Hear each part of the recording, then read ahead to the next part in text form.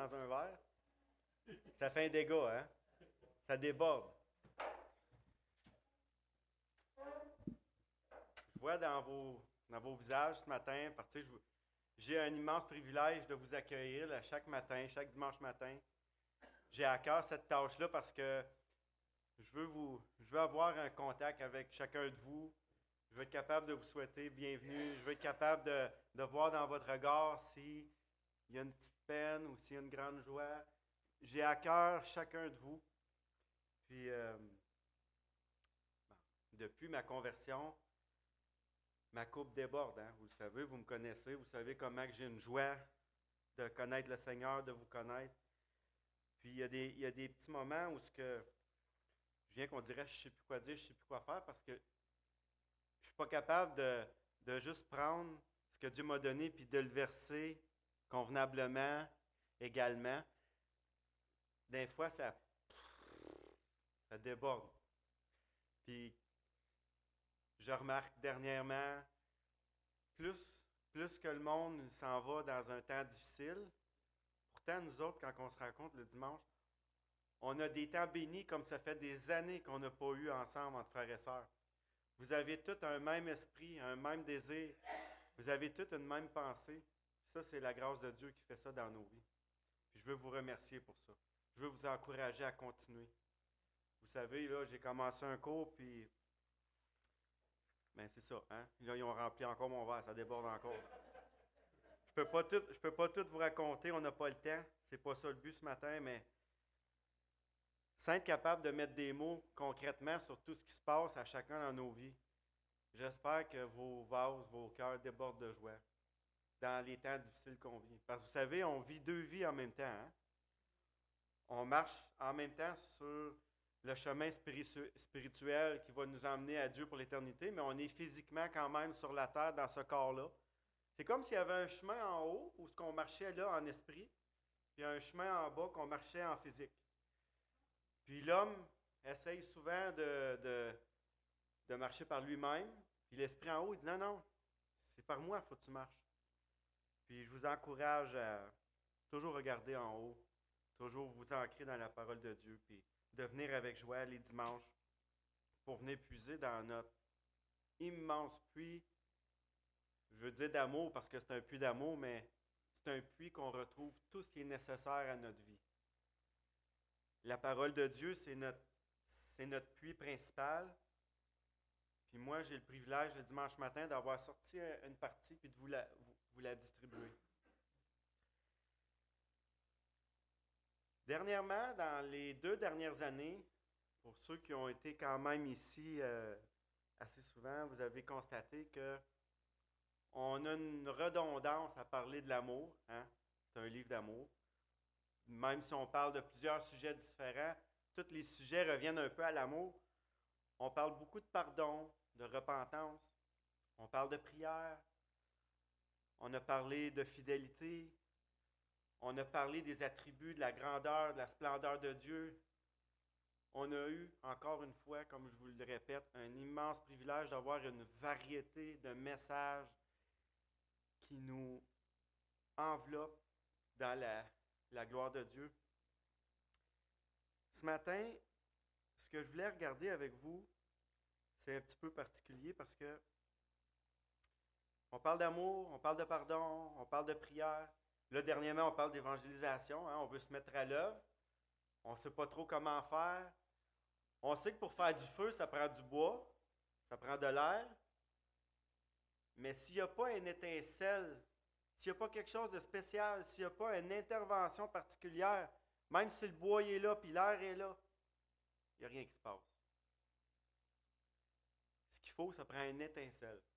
Un jour, le Seigneur a mis cette étincelle-là dans notre cœur. Son amour, sa plénitude, sa vie, son espérance, sa parfaite personne, il l'a mis en nous.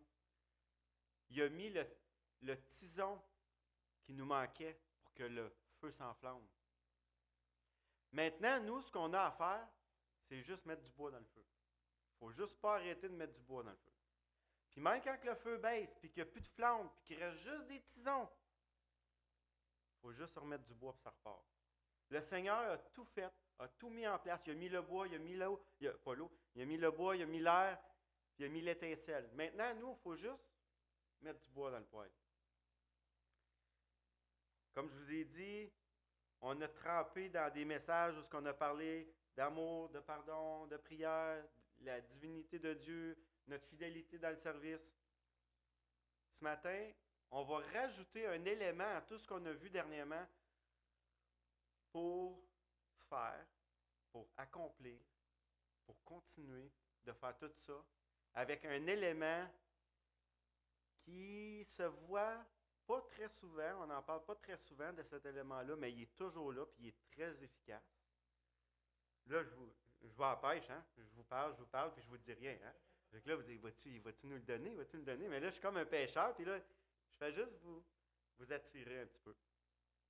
Il y a un élément particulier que ça prend dans nos vies. Bon, vous savez, je me répète, je dis tout le temps, il faut tout commencer par la prière, c'est important. Pour faire une bonne œuvre, pour faire plaisir au Seigneur, pour marcher dans le bon chemin, pour peu importe la chose ou qu'est-ce qu'on veut faire ou qu'on a envie de faire ou pour intercéder pour un frère ou une sœur, il faut prier. Oui, il faut aimer, il faut prier, il faut se pardonner pour être en pleine communion avec Dieu. Mais il y a un autre élément qui va venir augmenter considérablement tout ça. C'est quoi?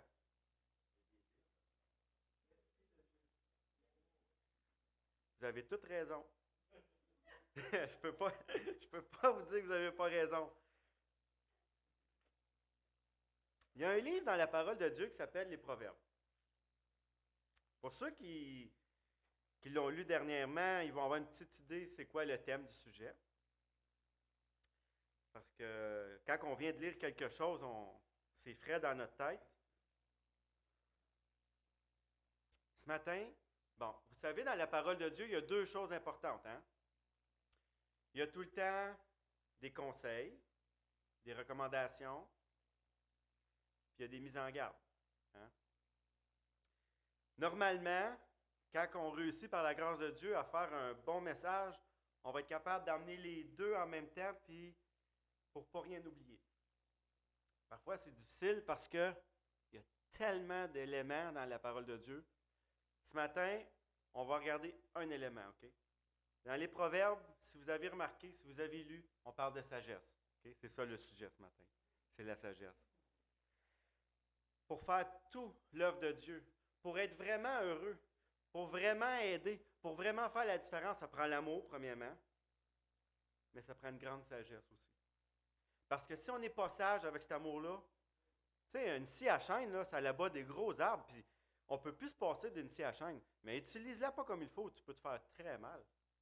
Puis essaye de couper des petites branches avec une scie à chaîne. Ça ne marche pas. Ça va bien mal. L'amour de Dieu dans nos vies, la parole de Dieu, elle est comme une épée tranchante. On doit apprendre à la manier. On doit apprendre à connaître le plan de Dieu pour nous autres. Comment est-ce qu'on peut faire ça? Évidemment, c'est regarder la parole de Dieu. Puis dans la parole de Dieu, il y a des recommandations. Avoir eu le temps, j'aurais aimé ça lire tous les proverbes avec vous autres en matin. Mais on n'a pas le temps.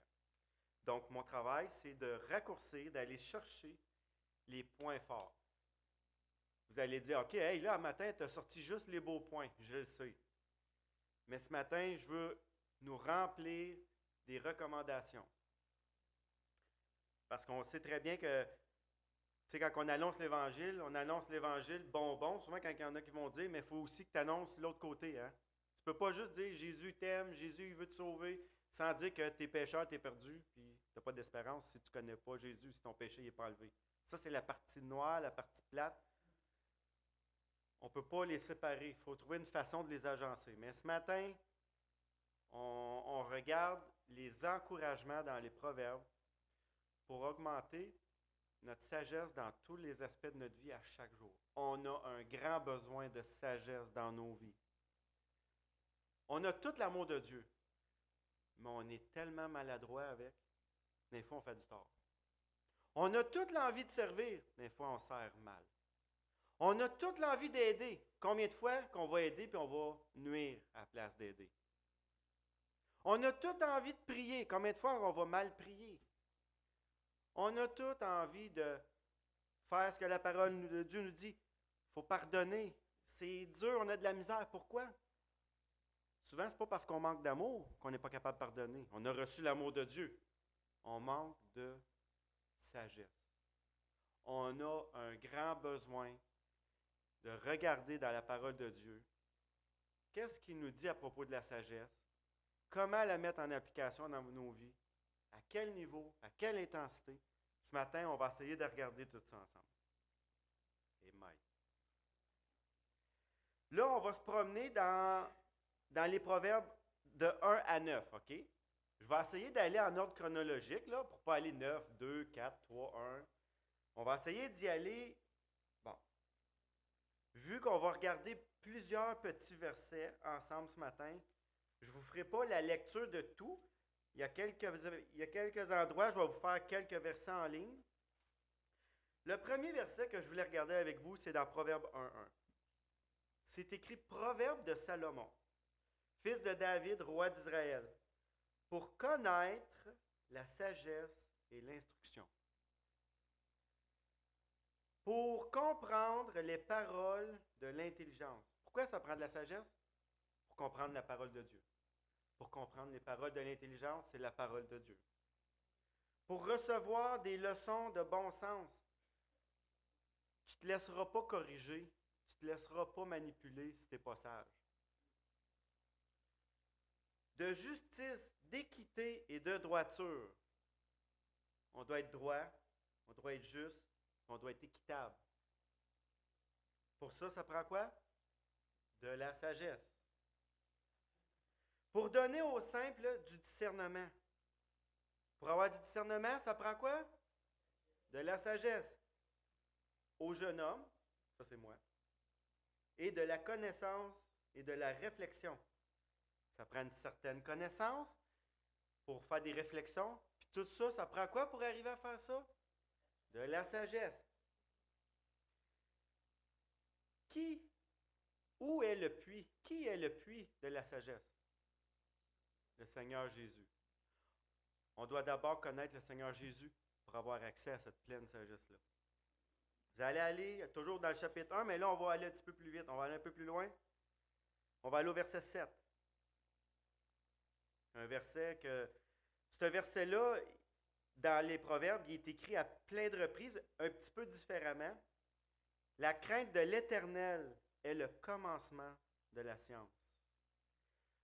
Avoir la crainte de notre Créateur, une crainte respectueuse, pas une crainte de culpabilité, une crainte de « Seigneur, j'ai ce désir-là de te servir selon ta volonté, pas selon la mienne. » Je ne veux pas te servir juste avec, je vais vous le dire bien honnêtement, pour ceux qui me connaissent, moi je suis quelqu'un qui a de la misère à faire tout. Moi j'ai des pieds et des mains pleins de pouces. Je m'enfarge dans tout. Je mange, je fais du dégât. Tout ce que je fais, il faut tout le temps que je recommence parce que oups, j'ai mal parti. À chaque fois, hey, je suis soudeur, ça fait des années, puis des fois, je vais dire, Colin, j'ai soudé à côté de la craque. C'est moi, ça. J'ai une grande difficulté à tout faire. Vous n'avez jamais travaillé avec moi, vraiment, vous ne le savez pas, je vous le dis. J'ai de la misère. Mais je sais que ça a fait une grande chose en moi, ça m'a gardé à terre. Parce que je travaille 10 fois plus fort que les autres. Pour les pelleter.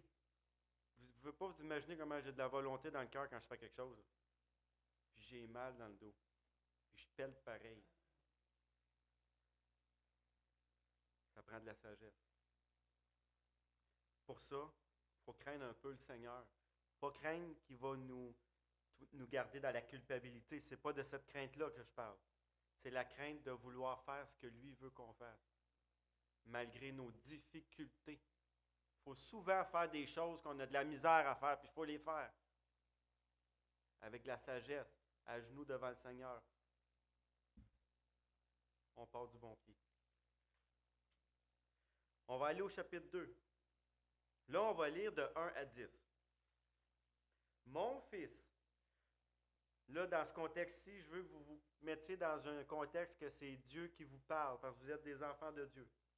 Si tu reçois mes paroles, il y a un si, Et si tu gardes avec toi mes préceptes, si tu rends ton oreille attentive à la sagesse, combien de fois je me fais reprocher, Carl, tu ne m'écoutes pas quand je te parle. Excuse-moi, je n'étais pas là. J'écoutais, ça sortait à l'autre bord. Je suis sûr que vous êtes tous comme ça. Si tu rends ton oreille attentive à la sagesse, si tu inclines, ça veut dire quoi? Y a-tu dit, si tu élèves ton cœur?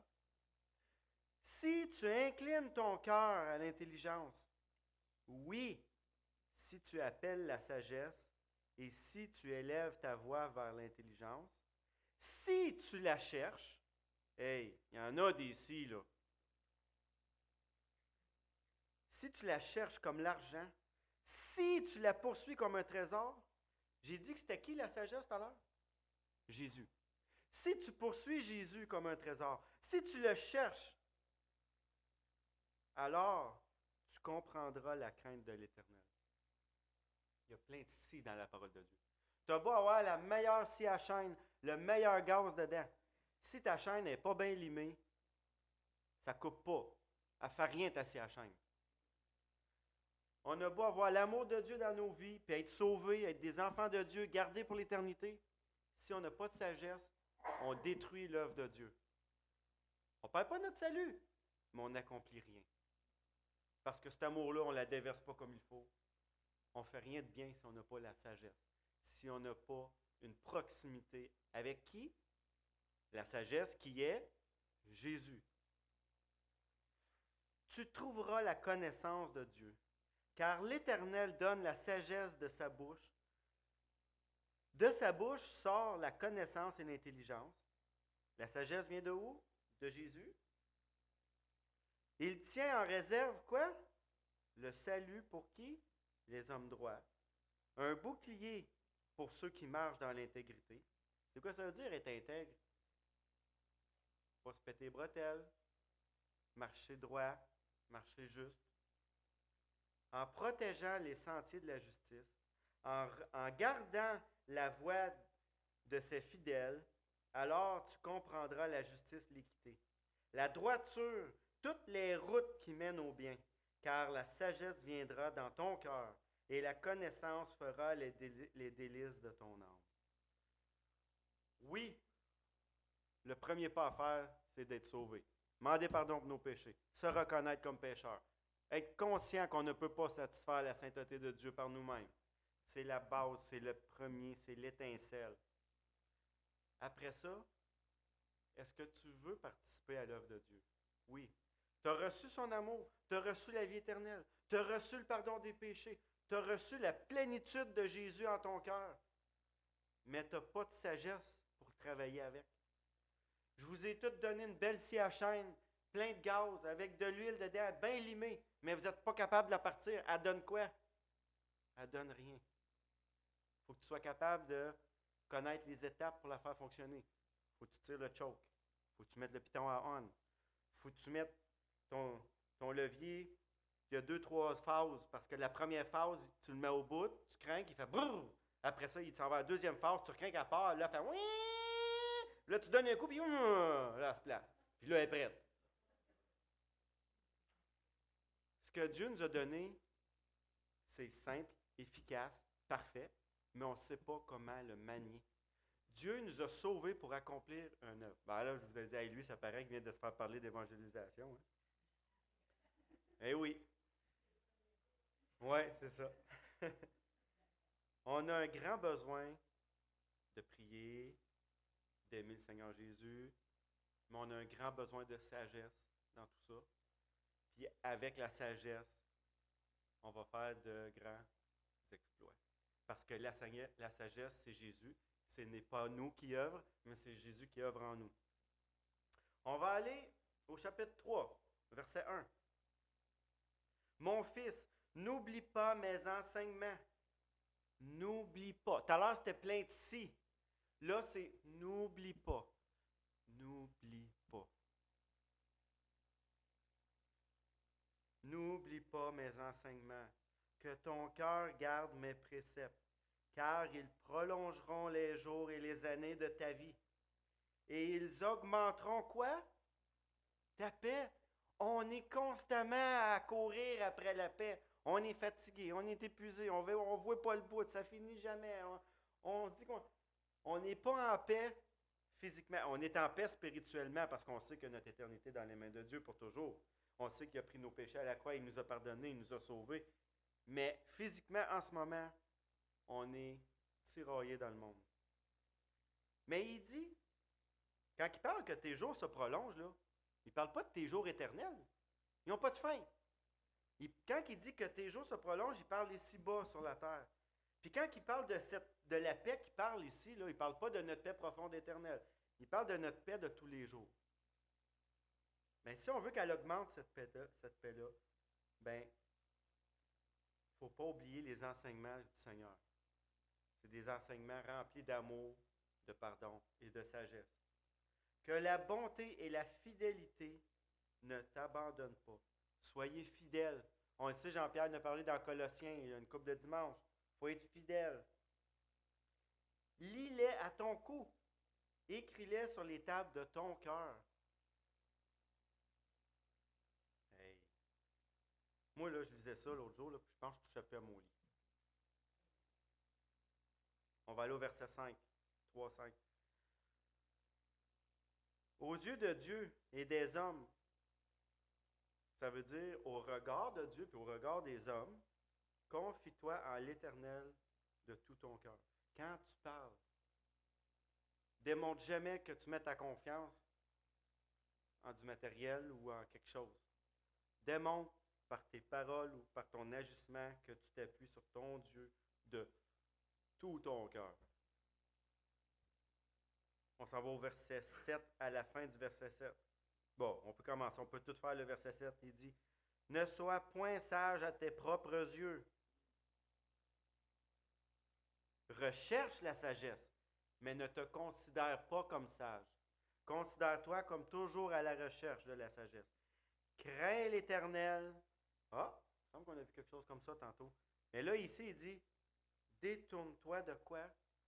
Du mal. » On doit s'éloigner du mal.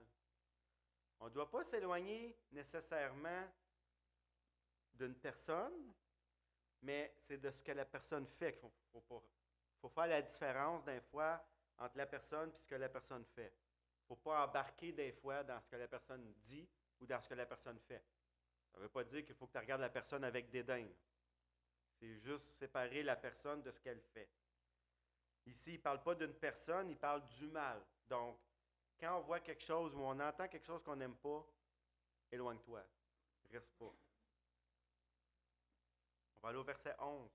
Mon fils, ou ma fille, on pourrait dire, ne méprise pas la correction de l'Éternel. Ne t'effraie point de ses châtiments. C'est normal que Dieu nous corrige. C'est normal, des fois, on a le courage que Dieu nous... Car l'Éternel châtie celui qui l'aime. Si vous n'êtes jamais obligé de vous mettre à genoux, si vous êtes des modèles parfaits, puis il n'y a jamais personne qui vous reproche jamais rien, posez-vous des questions. On a tous quelque chose à travailler. Tout le monde. On est tous ses enfants, ils nous aiment, on a tous quelque chose à travailler. Tout le monde. Personne doit se lever, tout le monde doit s'abaisser. Car l'Éternel châtie celui qui l'aime comme un père l'enfant qu'il chérit. Si tu aimes ton enfant, tu ne le laisseras pas mal agir, parce que tu veux qu'il devienne une personne droite, une personne qui suit le Seigneur. Tu vas tout faire pour l'enseigner, pour le corriger.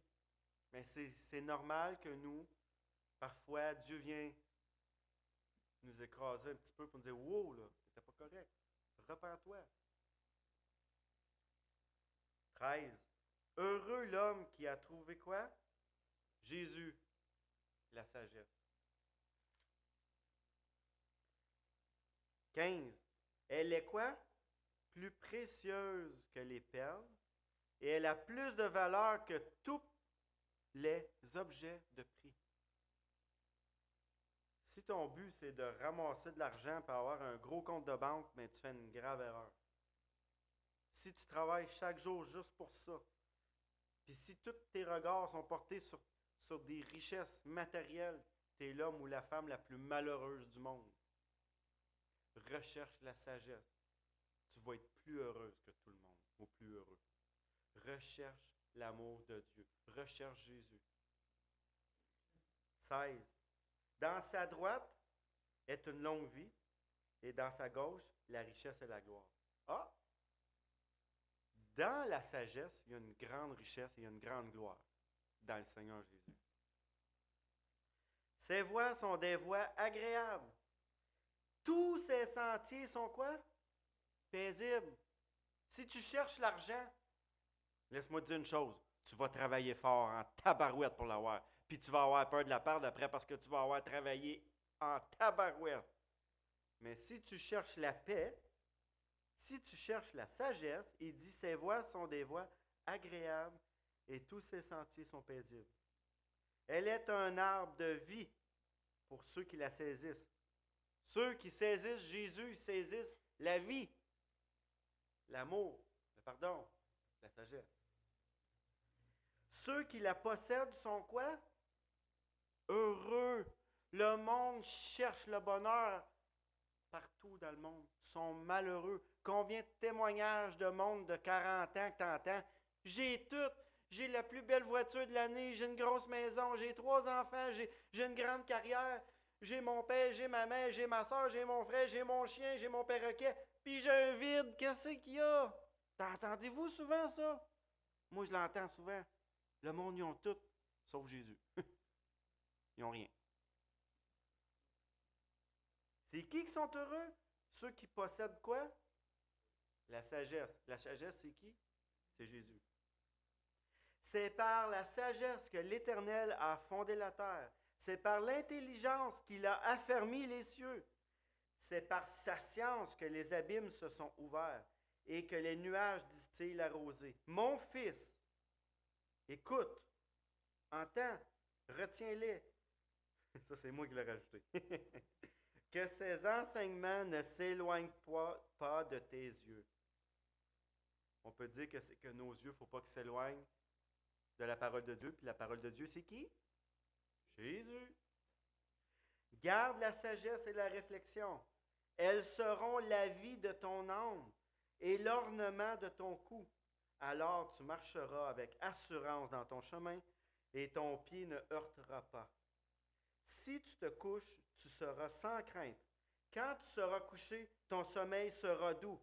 Ne redoute ni terreur soudaine, ni attaque de la part des méchants, car l'Éternel sera ton assurance et il préservera ton pied de toute embûche. Eh boy, ça ressemble au verset 121, ça, de Psaume, au chapitre 121. Hey, avez-vous vu là, tout ce qu'on vient de lire de 17 à 26, tout ce qu'on va avoir si on marche dans la sagesse, si on marche dans les voies de Jésus? Hey, c'est quelque chose, là. C'est grand, là. C'est pas anodin, c'est pas rien, là. M'a dit, comme M. Godin disait, puis il se faisait plaisir de dire, venez pas me faire à croire que vous êtes né pour un petit pain. Hein? Il disait souvent ça à M. Godin. Puis il prenait un air, là. Venez pas me dire que vous êtes né pour un petit pain. Il dit, vous êtes né pour un gros pain. Mais c'est parce que si tu recherches l'argent, tu es vide. Si tu recherches la sagesse, si tu recherches Jésus, tu es plus riche que tu peux l'imaginer. Quand tu as le pouvoir de l'accorder, ne dis pas à ton prochain, va et reviens. Demain, je donnerai quand tu as de quoi donner. Ne médite pas le mal contre ton prochain. Ça, c'est de la sagesse. Ça prend de la sagesse pour faire ça. Lorsqu'il demeure tranquillement près de toi, ne conteste pas sans motif avec quelqu'un. Hé, ne conteste pas. Hey, on est-tu prompt des fois? Ça prend de la sagesse. Lorsqu'il ne t'a point fait mal, ne porte pas envie à l'homme violent. Ben ça, je pense pas que quelqu'un a vu l'homme violent, mais il est là. Il est là. Ne choisis aucune de ses voies, car l'Éternel a en horreur les hommes pervers, mais il est un ami pour l'homme droit, pour les hommes droits. Là, on dit tout le temps les hommes, mais vous savez, là, c'est autant homme que femme. Hein. Vous savez, l'homme ici, ce n'est pas l'homme masculin, c'est l'homme, c'est l'être humain. La malédiction de l'Éternel est dans la maison du méchant, mais il bénit la demeure des justes. Il se moque des moqueurs, mais il fait grâce à qui? À ceux qui s'élèvent. Il fait grâce aux humbles. Les sages hériteront de quoi? La gloire. On a besoin de la sagesse. Mais les insensés ont la honte en partage. Là, vous allez aller au chapitre 6, Proverbe 6. Là, celui-là, vous le connaissez très bien, il y a un chant là-dessus. 16 à 19. Ceux qui ont fait Awana, ils connaissent très bien ce chant-là. Il y a 6 choses que est l'Éternel, et même 7 qu'il a en horreur. Les yeux hautains. Numéro 1. La langue menteuse. Hey, il y a ça, écoutez là. Il y a ça en horreur. La langue menteuse. Les yeux hautains. Les mains qui répandent le sang innocent. Le cœur qui médite des projets iniques. Tu sais, là, quand tu projettes de faire de quoi de pas correct, là, il y a ça en horreur, l'Éternel. Les pieds qui se hâtent à courir au mal. Les faux témoins qui disent des mensonges. L'Éternel a ces gens-là. Ben, il ne dit pas ces gens-là. Il dit ces choses-là. Donc, c'est vraiment sur ce que ces gens-là font que l'Éternel a un regard d'horreur. Les faux témoins qui disent des mensonges. Celui qui excite des querelles entre frères et sœurs. Ça prend de la sagesse pour ne pas tomber dans ce piège-là. Il n'est pas dans le livre des Proverbes. Il ne dit pas ça à son enfant pour rien, là. Écoute, mon enfant. Allez au verset 24.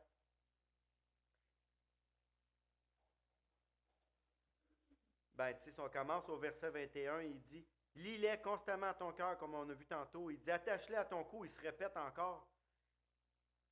Ils te dirigeront dans ta marche. Ils te garderont sur ta couche. Ils te parleront à ton réveil. Car le précepte est une lampe et l'enseignement est une lumière. Et les avertissements de la correction sur le chemin de la vie sont sur le chemin de la vie. Ils te préserveront de quoi? La sagesse va te préserver de quoi? De la femme corrompue, de la langue doucereuse de l'étrangère. Ne la convoite pas dans ton cœur par sa beauté. Ça fait aussi à l'inverse. On peut prendre ça pour un homme, pour une femme, mais ça peut être pour quelque chose aussi. Là. Convoiter quelque chose de pas correct, ça peut aussi être pris dans ce sens-là. Ne te laisse pas séduire par ses paupières. Tu sais, on dirait qu'il parle d'une femme là, ici, mais pour moi, là, ça c'est quand je passe en avant de chez GM, là, puis je regarde les yeux du beau truck. Regarde pas ses paupières. Détourne-toi. Va pas acheter un camion. Car la femme prostituée se réduit à un morceau de pain et la femme mariée tend un piège à la vie précieuse. Il nous fait ici, bon, on voit vraiment que dans la parole de Dieu, il parle d'une femme, mais c'est comme on peut dire, c'est fais attention à ce que tu convoites, autrement dit. Fais attention sur quoi tu portes les regards, autant que ce soit homme envers femme, femme envers homme, mais aussi sur ce que tu désires dans la vie de tous les jours. Proverbe 8, verset 11. La sagesse vaut mieux que les perles. On le répète, on l'a vu tantôt, il leur dit encore. Verset 13. La crainte de l'Éternel, c'est la haine du mal. Et dans les Proverbes, il dit souvent, la crainte de l'Éternel, c'est quelque chose. La crainte de l'Éternel, c'est ici. La crainte de l'Éternel, il le reprend souvent. Ça veut dire que faut être sage. Il faut reconnaître que Dieu nous regarde tout le temps. Je ne vous dis pas de vivre dans la culpabilité. Ce n'est pas ça que je vous dis ce matin. Au contraire, c'est de vivre dans la paix, dans l'amour, dans le Seigneur, mais de tout avoir une petite crainte de le décevoir, de faire attention. Verset 14. Le conseil et le succès m'appartiennent. Ah! Ça appartient à la sagesse. Ça appartient à Dieu, le succès. Je suis l'intelligence. La force est à moi. Pas à nous. Il faut se remettre à notre place de temps en temps. Verset 17. J'aime ceux qui m'aiment. Et ceux qui me cherchent me trouvent. Avec moi sont la richesse et la gloire. On parle toujours de la sagesse. On parle toujours de Jésus. Verset 23. J'ai été établi depuis l'éternité, dès le commencement. On parle de la sagesse ici.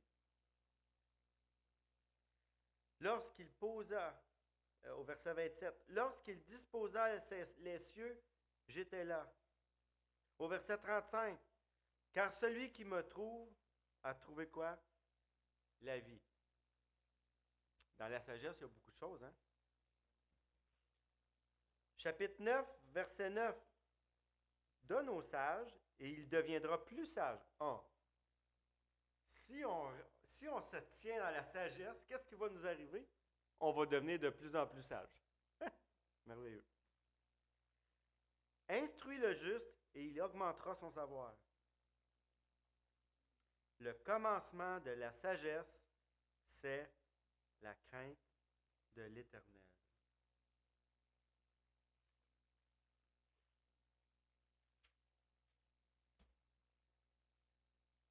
Est-ce que je vous ai convaincu qu'on a besoin de la sagesse? Est-ce que je vous ai convaincu? Non, excusez, je me suis... Non, j'aime pas ça. Exactement. C'est pas moi qui parle le matin. Moi, je suis juste je suis porte-parole. C'est pas moi, là. Est-ce que la parole de Dieu dans Proverbes ce matin vous a convaincu qu'on a besoin de la sagesse?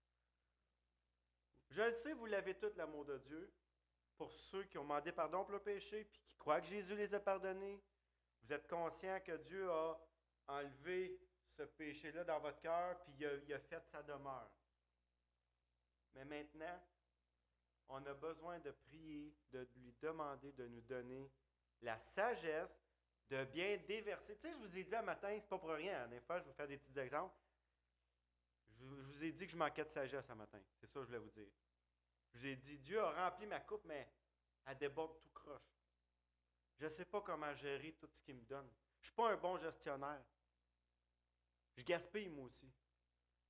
Parce que cet amour-là, là, qu'il m'a donné, je serais supposé de la donner aux autres. Puis souvent, je la goroche à terre parce que j'étais mal préparé, je n'étais pas organisé, j'ai manqué de temps, manque de sagesse. Pourtant, mon verre, il est plein, il déborde, mais je le gère mal. Je manque pas d'amour, je manque pas de confiance en Dieu, mais je manque quoi? Je manque de sagesse. J'ai une bonne excuse, je suis jeune.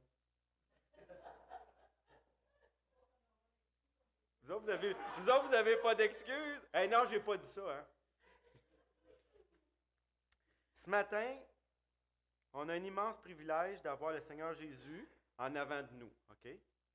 Par la parole de Dieu, dans nos cœurs, évidemment, pour ceux qui l'ont dans leur cœur. On se rappelle, grosso modo, hein, en bon français québécois, on dit ça, nous autres, grosso modo. On se rappelle que on a un accès merveilleux à un sauveur merveilleux qui est rempli de sagesse et de toutes sortes de dons qu'on a besoin dans nos vies à tous les jours. On regarde, là j'ai dit on se rappelle, là je dis on regarde la parole de Dieu qui est remplie de sagesse, puis est remplie de recommandations pour nos vies, parce qu'on est en vie quand on a reçu la sagesse. Ceux qui n'ont pas reçu la sagesse, ceux qui n'ont pas reçu Jésus, vous n'êtes pas en vie, vous êtes morts devant Dieu. Vous n'êtes pas sages. Nous savons que Jésus est l'Éternel et qu'il a tout créé. Donc, il a créé cette sagesse et c'est précisé qu'il l'offre à celui qui la recherche. On l'a vu tantôt dans la parole de Dieu. On va aller vite fait dans Colossiens 1,16.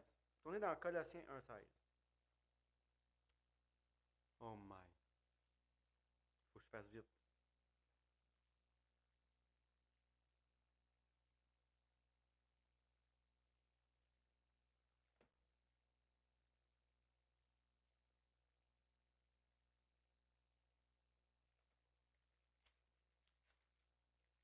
petit livre Colossiens. Hein? 1,16. Il dit, car en lui ont été créées toutes les choses qui sont dans les cieux et sur la terre, les visibles et les invisibles, trône, dignité, domination, autorité. Tout a été créé par lui et pour lui. Donc, on sait que si on va puiser dans cette sagesse-là qui est Jésus, qui a créé toutes choses, on sait qu'on va puiser à la bonne source de sagesse, la source parfaite et la seule. Il n'y en a pas d'autre. Il n'y a pas de philosophe assez sage pour nous enseigner la sagesse dans le monde. Il n'y a que la parole de Dieu. On sait que en Jésus, on a la sagesse. On peut dire que la sagesse fait l'objet d'une importance vitale dans nos vies. Pour un enfant de Dieu, évidemment. Car qui peut dire que son papa est sage, que son papa est éternel, puis qu'il est infiniment grand? Personne, à part que celui qui a le papa Jésus dans sa vie. Avec la sagesse, tous les dons de Dieu qu'il a mis à notre disposition, la personne qui transforme en ce moment, elle va fleurir et elle va donner le fruit que le Seigneur attend de nous. Oui, notre premier fruit, c'est la repentance, c'est le pardon des péchés. Ça, c'est le fruit, c'est le principal. Mais après ça, il y en a plein de fruits. Toute bonne œuvre a été créée en Jésus-Christ. Comment qu'on peut accomplir toutes ces bonnes œuvres-là? Pas par nous-mêmes. En puisant la sagesse de la parole de Dieu. On a besoin de sagesse. La grandeur de la sagesse. Là, vous allez aller, on l'a vu tantôt. On sait que la sagesse, c'est Jésus. On sait que c'est lui qui a créé la terre, l'univers, les hommes, qui a tout créé. On sait qu'il est l'autorité, il domine sur tout. Vous savez, j'ai un petit peu cette manière-là d'annoncer l'Évangile, de tout le temps, tout ramener à Jésus, le pardon, l'amour, la prière, tout. Mais c'est ça, on n'a pas le choix. La sagesse aussi, elle revient à Jésus. On n'a pas le choix. N'oublions pas la grandeur de Dieu, la grandeur de Jésus, la grandeur de la sagesse, la grandeur de l'amour. Recommandons notre sort en lui, afin d'avoir un accès immense à cette sagesse-là. Remettons-nous entièrement entre ses mains et regardons le Seigneur pour agir. Regardons le Seigneur pour que sa gloire agisse en nous. Regardons la sagesse de Jésus pour qu'elle se transpose dans nos vies. On a un gros manque de sagesse. Un gros, puis pas à peu près gros.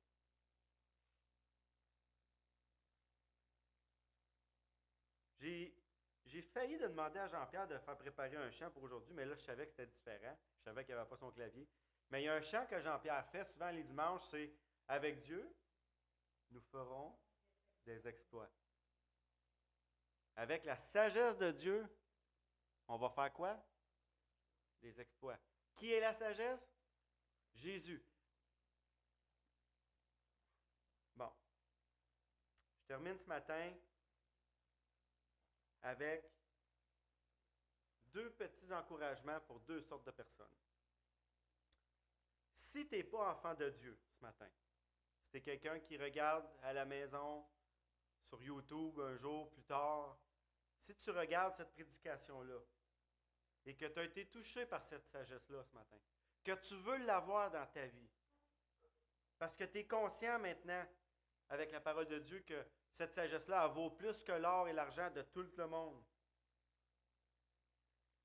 Si tu te demandes comment je peux faire pour l'avoir, cette sagesse-là, elle est donnée gratuitement à celui qui se reconnaît comme pécheur, qui sait éperdument qu'il ne peut pas satisfaire la sainteté de Dieu dans son corps, dans sa personne. Il ne pourra jamais rien faire, même pas d'assez de bonne œuvre, puis il ne pourra jamais être assez sage pour l'avoir, la sagesse. Demande pardon à Dieu pour tes péchés. Et ensuite, dans ton cheminement, si tu es comme moi, tu vas demander pardon 30 fois, puis tu ne croiras pas à chaque fois. Mais un jour, cette sagesse-là va venir dans ton cœur, puis là, tu vas dire, maintenant, je crois. Tu vas demander pardon de tes péchés, Tu vas croire que Jésus t'a pardonné, puis il va te la donner. Écoutez bien une chose. Il nous donne l'accès à la sagesse, mais il nous trempe pas dedans. C'est nous autres qu'il faut ouvrir la valve si on veut qu'elle coule sur notre bord. On a accès. On a un accès illimité. Mais il ne nous a pas trempé dedans, malheureusement. Parce que clairement, on n'est pas sage. Mais si ce matin, tu entends la parole de Dieu, puis ça te touche, puis tu veux avoir cette... Moi, je suis quelqu'un qui recherche la richesse. Moi, j'aime les richesses. Mais j'ai choisi la plus grande de toutes les richesses. J'ai choisi de m'accaparer, j'ai choisi d'avoir Jésus dans mon cœur. Moi, j'ai toujours cherché à avoir le top dans ma vie. Je suis quelqu'un qui recherche la perfection, malheureusement. Je suis un perfectionniste. Je suis très malheureux des fois à cause de ça, parce que je ne réussis jamais à l'avoir comme que je veux. Mais quand j'ai trouvé Jésus dans ma vie, dans mon cœur, la paix que ça m'a donné, l'amour, puis évidemment, bon, je n'atteindrai jamais dans cette vie ici cette sagesse parfaite-là, mais je me suis branché après, puis je m'efforce d'ouvrir la valve. J'essaye, qu'elle se déverse dans moi. Si tu ne connais pas le Seigneur Jésus ce matin, puis tu veux cette sagesse-là, demande-lui pardon pour tes péchés à Jésus. Puis ensuite, crois-le dans ton cœur qu'il t'a pardonné. Puis je te le garantis, pas moi, la Bible, tu vas l'avoir, cette sagesse-là. Si tu es un enfant de Dieu ce matin, okay, tu es comme moi, oublie pas, rappelle-toi que tu as accès à cette sagesse-là, que tu as accès à Jésus. Écoute, elle est dans ton cœur. C'est dur de comprendre qu'elle est en dehors et à la fois en dedans. OK? Mais c'est parce que lui, il a mis le chemin entre les deux. Rappelle-toi que Jésus, il est là, puis que tu peux puiser à la source même de la sagesse. Oublie pas ça. Tu es un enfant de Dieu ce matin? Tu aimes le Seigneur Jésus? Tu veux faire de quoi de bon dans la vie? Tu ne veux pas vivre ta vie pour rien? Tu veux louer, tu veux servir le Seigneur, tu ne sais pas comment, tu ne sais pas quoi faire. Moi, je ne peux pas te le dire, je ne connais pas ton cœur. Mais je peux te dire, puise dans la sagesse de Jésus. Puis il va te le montrer, qu'est-ce que tu peux faire. Afin de vivre ta vie pour le Seigneur, pour t'épanouir, puis pour recevoir une partie de cette sagesse-là. Salomon, lui, il a eu le summum. Dieu, il a dit, je vais t'en donner. Pourquoi? Parce qu'il n'a pas demandé de l'or. Salomon, il a demandé de la sagesse. Puis parce qu'il était intègre, il était sincère dans sa demande, parce que, n'oubliez pas une chose, hein, Salomon, il ne l'a pas demandé pour sa propre gloire à lui, la sagesse. Il l'a demandé pour diriger, pour gouverner, afin que le peuple soit bien. C'est pour ça qu'il l'a demandé. Puis parce que Dieu a dit, parce que tu ne l'as pas demandé pour toi, puis parce que tu n'as pas demandé de l'or et de l'argent, parce que tu as demandé de la sagesse, mon petit gars, tu vas en avoir bien plus que tu penses. Si on a cette sagesse-là dans notre bouche, dans notre cœur, qui vient de Dieu, si tu es enfant de Dieu ce matin, je ne peux pas te dire convertis-toi. Tu es déjà converti. Tu as déjà la main sur la champlure. Moi, je te dis, rouvre-la. Rouvre la champlure. Cours après. Va relire les psaumes, les proverbes de 1 à 10. Là, tu vas voir l'autre petit côté pas beau si tu ne prends pas la sagesse. Je ne vous en ai pas parlé un matin. C'est pas beau, hein? C'est pas beau. Parce que là, je vous ai juste montré les beaux versets. Mais entre les beaux, là, il y en a des pas beaux. J'aime pas ça faire ça parce que là, c'est comme si j'étais en train de juste montrer le beau côté de l'Évangile, puis le pas beau, je ne le montre pas. C'était pas ça mon but ce matin. Mon but, c'était de montrer à quoi on a accès. Mais prenez un temps. Allez lire ceux qui n'ont pas de sagesse, qu'est-ce qu'ils font. Ils ne font pas l'œuvre de Dieu, pas en tout. Pourtant, tu peux être sauvé, tu peux avoir l'amour de Dieu, tu peux avoir demandé pardon pour tes péchés, tu peux avoir la paix dans ton cœur, que tu es scellé par le Seigneur, tu peux dire à tous les jours, moi je suis prêt à mourir, mais rien faire de bon pour l'Évangile. Écoutez, là, on est égoïste. On a reçu le plus beau cadeau du monde, le plus grand du monde, que tu ne pourras jamais avoir de plus, puis tu le gardes pour toi tout seul. Là, c'est un évangéliste qui parle. Jacques, il doit être content quand je dis ça. on est égoïste. On garde ça pour nous autres. On l'a trouvé, on est bien. Pas les autres. Pas de... Si les autres, avant nous autres, avaient toutes pensé de même, là, on serait dans nous autres aussi un matin. C'est parce que quelqu'un qui a sorti de ses pantoufles et qui s'est dit, peu importe le prix que ça va me coûter, Seigneur, ce que j'ai reçu, je vais le donner aux autres. Souvent, là, avez-vous remarqué, hein, quelqu'un veut nous donner quelque chose, puis on est là, non, donne-moi pas rien, hein, on ne veut pas être en dette, hein? On a tout le temps peur quand quelqu'un nous donne quelque chose qu'il faut y redonner après quelque chose, hein? Non, je veux pas rien avoir, je veux pas rien avoir. Mais la personne qui a un cœur sage, elle va dire, prends-les. Je te le donne pas parce que je veux recevoir. Je te le donne parce que ça me fait plaisir, puis parce que je veux que tu l'aies. Le Seigneur, un matin, il veut nous dire, si tu ne connais pas la sagesse, cherche-la. Puis si tu l'as trouvée, bien, utilise-la. On a un ministère d'évangélisation qui est en route. On a une magnifique communion fraternelle à toutes les semaines, là, depuis 2 ans, on pourrait dire. Là, gloire à Dieu. On a une belle église. On a des beaux enfants. On a des visiteurs qui s'ajoutent. Là, cet amour-là qu'on a, il faut faire de quoi avec. Il faut arrêter de la garder juste pour nous autres. De toute façon, là, elle ne s'épuisera jamais. Tu ne peux pas en donner puis en perdre d'un autre côté. Tu peux juste en donner, puis en donner, puis en donner. Ce matin, j'ai une requête pour vous autres, j'ai une demande. Gardez pas le cadeau que Dieu vous a donné pour vous autres. Arrêtez de le garder pour vous autres. Donnez-le, partagez-le. Partagez l'amour de Dieu. Puis comme enfant de Dieu, ben rappelez-vous que vous avez accès à cette sagesse-là. Mais dans Jacques 5,15, il dit, 5,15, il dit, si quelqu'un manque de sagesse, ça se peut qu'on en manque. Qu'il prie, et il dit quoi après? Il va-tu nous demander de l'argent pour nous la donner? Il va-tu nous demander des bonnes œuvres pour nous la donner? Non. Il va nous la donner. Puis si on l'acquiert, on va être capable de servir le Seigneur efficacement. On va faire moins d'erreurs. On va proclamer la parole de Dieu avec beaucoup plus d'amour, de douceur et de sagesse. Et le plan de Dieu va s'accomplir de mieux en mieux. Mais le message s'adresse à 2 personnes un matin. Le message s'adresse à celui qui n'a pas accès à cette sagesse-là, puis le message s'adresse à celui qui a accès. Celui qui a accès, le message, il est un petit peu plus dur pour toi ce matin. Parce que là, je t'ai dit que tu étais égoïste, puis je voulais que tu arrêtes de la garder juste pour toi. Donne-la aux autres.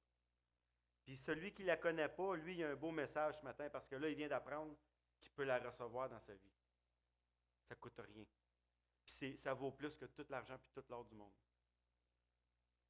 Je souhaite de tout mon cœur que le Seigneur nous garde à genoux, qu'il nous garde dans sa sagesse, dans son amour, pour qu'on puisse mettre le pardon en pratique à sa pleine grandeur, qu'on puisse mettre l'amour de Dieu en pratique à sa pleine grandeur, qu'on puisse mettre l'œuvre de l'évangéliste dans nos églises à sa pleine grandeur, pour que la mission d'annoncer l'Évangile continue, même dans notre génération qui est très difficile. Mais n'oubliez pas une chose, on a un grand privilège, hein? On n'est pas encore bloqué ici, là. On n'est pas bloqué encore. Il y a des pays, il faut qu'ils se cachent. Nous autres, on a encore le feu vert. Profitons-en. On ne sait pas pour combien de temps. J'espère que le Seigneur, ce matin, il vous a rappelé des grandes choses pour ses enfants. Puis pour ceux qui ne le connaissent pas, j'espère qu'il vous a donné soif, ou vous a donné faim d'aller vous abreuver à cette source-là. Pour la vie ici, pour la vie éternelle en Jésus-Christ. J'inviterai Jean-Pierre pour le dernier chant. Ah, et Carole! Oui. Excuse-moi, Carole.